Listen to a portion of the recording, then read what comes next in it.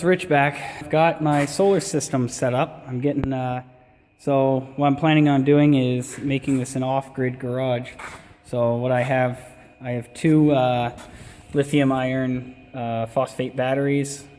I believe they're 150 amp hour or 150 amp batteries each. I don't know what the amp hour is, I don't remember. But they're, 120 amp hour batteries. I got two of them. I got my Renogy 3000 watt inverter, and let's see. So that's it for in here. I got a meter in there, everything to measure the voltage. Reading 13.2 volts now, so that's good. It's a nice sunny day out. I got my disconnect switch for my my inverter, everything like that. Got a radio hooked up so I can listen to tunes. And that's about it in here. So I'll show you my Powerhouse. So I built this little shed last year with the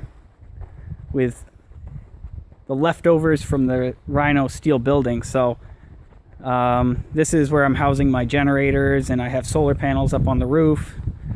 So I got my 30 kW generator, which I don't have hooked up yet. I have my 5 kW generator. It's a small Generac Pro. Pretty nice generator. So in here I have my my charge controller for my solar system, and show you the solar panels are up on the roof. I have 3 of them right now. They're all connected in parallel, so I'm bringing in 12 volts. Total of 300 watts. So far it seems to be enough. I'm probably going to expand. I got enough room for 4, and then I might be able to add another one there over to the side, so I can get 5 in on this side. Or I could also move everything over a little bit so I could fit more in. And then I may put some up on my garage roof. I haven't decided yet.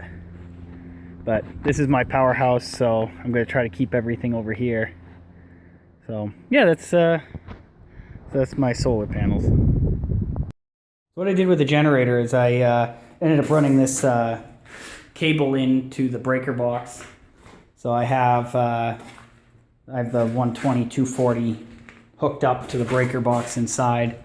Goes from there. I have it suspended from one building to the other building to make it, so it's not on the ground. So I don't get it caught on any of the equipment either, because that would definitely make a mess.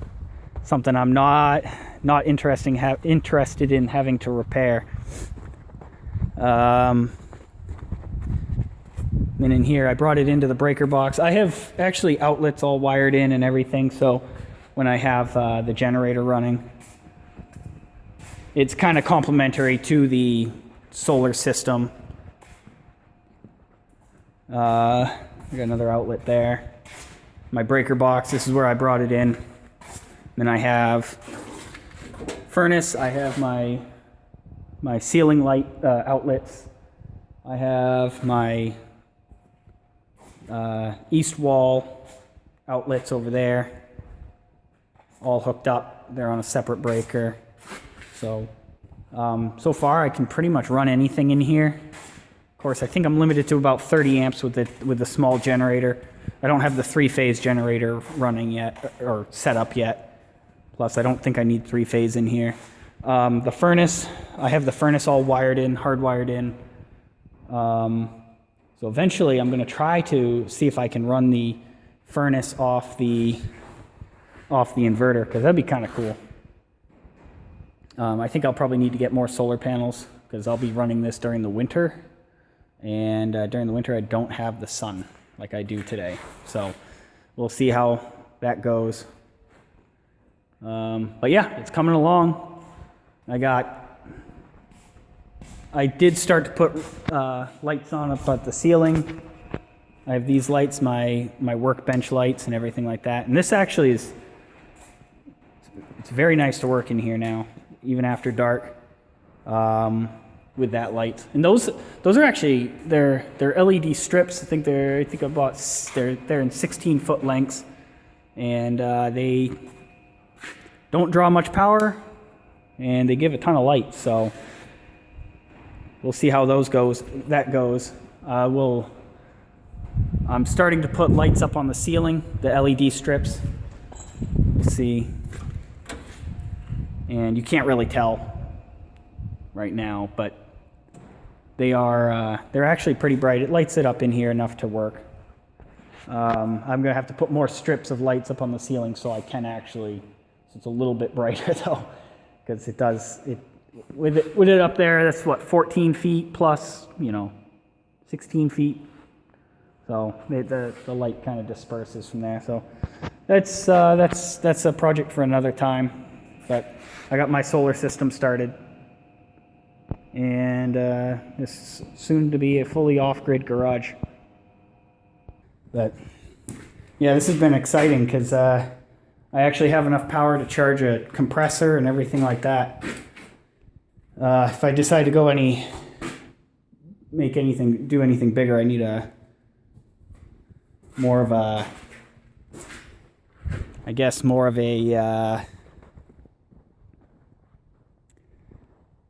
more batteries actually. But those batteries seem to be holding up pretty good. They drop down a little bit when you're trying to run the compressor, but really no issues.